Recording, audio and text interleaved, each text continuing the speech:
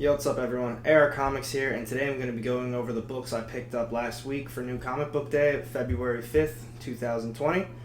But before we get started, please don't forget to hit that subscribe button and the little bell down low. I would really appreciate it. And if you hit that bell, it turns on notifications and you'll get alerted every time I drop new content. It's like a win-win. So, on that note, let's get started on the books. First up on the list, Savage Avengers 0. Now, I know this was a one-shot, and I haven't kept up with any of the Savage Avengers. Honestly, I don't know what I was thinking. But from what I read, it wasn't too bad. I'm obviously out of the loop, so my opinion might be a little skewed. So the issue starts off with Doctor Strange. He goes to the island of Krakoa, meets up with some X-Men, and basically lets them know that Kulangoth is back. I guess him and the Savage Avengers have a long history together, because from there he alerts one of the X-Men. She looks a little... I think her name was Ileana, lets her know, and she looks a little nervous, and because he says he's back stronger than ever. And the rest of the book then is kind of, I guess they talk about the saga of them all fighting. It's just a whole bunch of stories that involve the Savage Avengers and Kulangoth. So it wasn't too bad from what I've read. I obviously didn't get most of it because I've never read it. So I'm sure if you've kept up with Savage Avengers, it was probably a pretty good issue. So moving on to the next one, Avengers Hulk #1. So I didn't have a whole lot of, I wasn't expecting too much, I guess. I thought it was going to be cool, but it was very okay.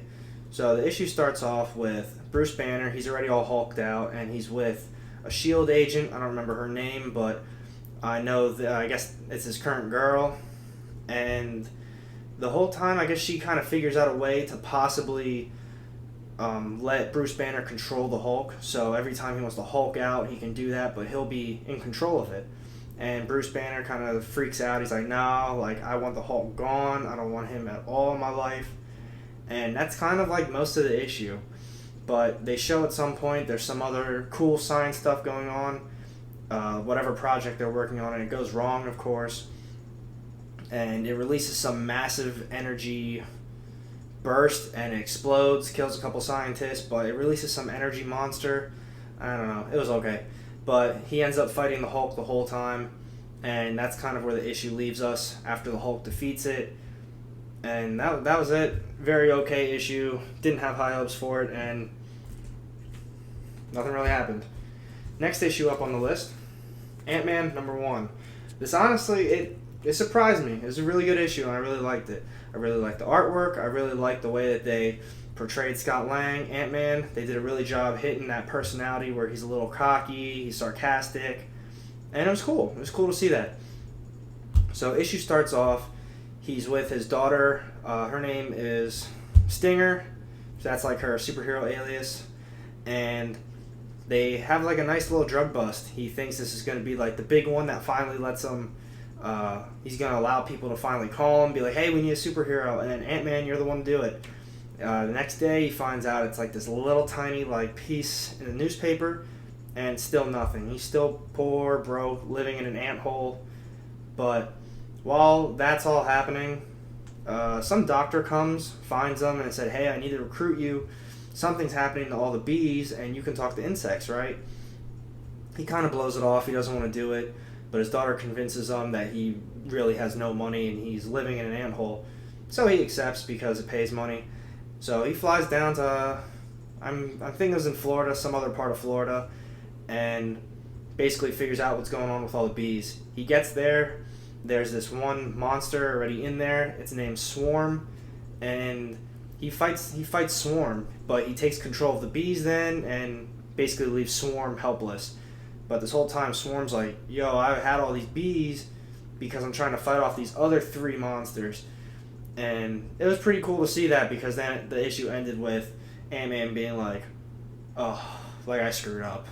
You know, typical like an Ant-Man, the Ant-Man type personality. I don't remember what the 3 villains were, but it was like Vespa. No, I'll show it because it was pretty cool. It was at the very end. And let's see. It was Vespa, Thread, and Tusk. So that's where the issue leaves us, with Ant-Man fighting them. Well, getting ready to fight them. But it was a really cool issue. It's only a 5-issue run, so I hope they don't rush it and it turns into just something stupid. But until that time comes, I'm definitely getting the next one. Next on the list, I've got 2 left. So these 2 books, I really enjoyed both of them. One, obviously, a lot more than the other one. But they both weren't too bad. This one, so next up on the list, we have Immortal Hulk, Great Power. This also is just a one-shot. Not too bad, it's pretty good. As you can tell from the cover, it's like either Hulk is Spider-Man or Spider-Man's the Hulk, one or the other. And it seemed pretty interesting. But the issue itself was a little bit boring. The idea behind it was awesome, and they just didn't really hit it that hard.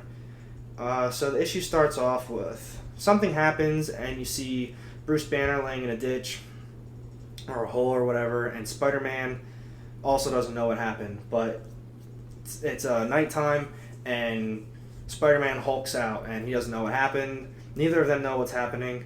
And you kind of see him going through the city a little bit. He's literally web slinging as the Hulk. So it was pretty cool to see that. He didn't really fight anybody, so that was a little disappointing.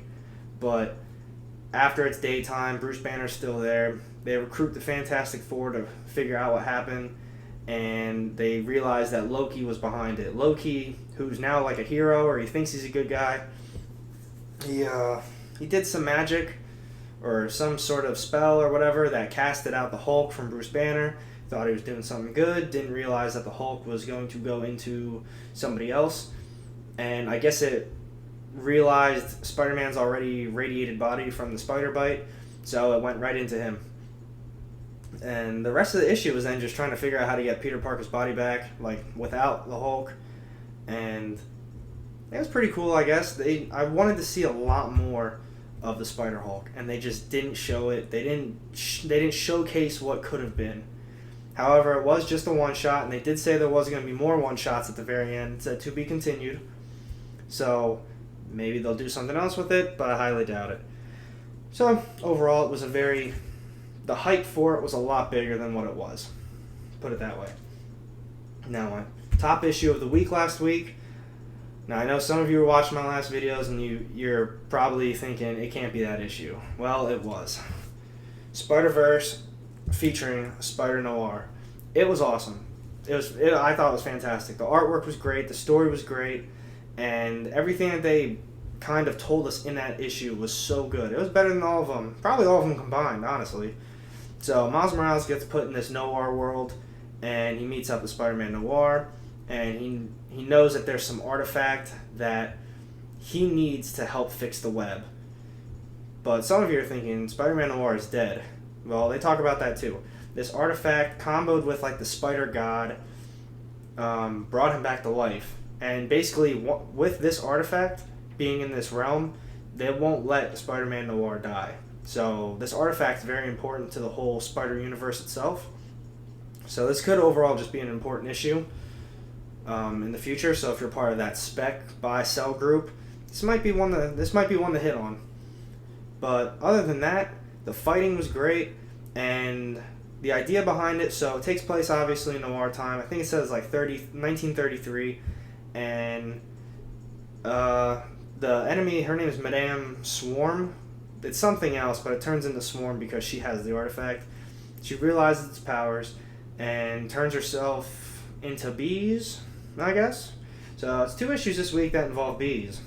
Pretty cool, maybe. But that's pretty much it. Then you got Miles Morales and Spider-Man Noir fighting Madame Swarm, and obviously they win. And from there, he has the Miles got the Miles. Oh, sorry about that. A lot of tongue twister. Miles has the artifact now and gets shot into the new universe.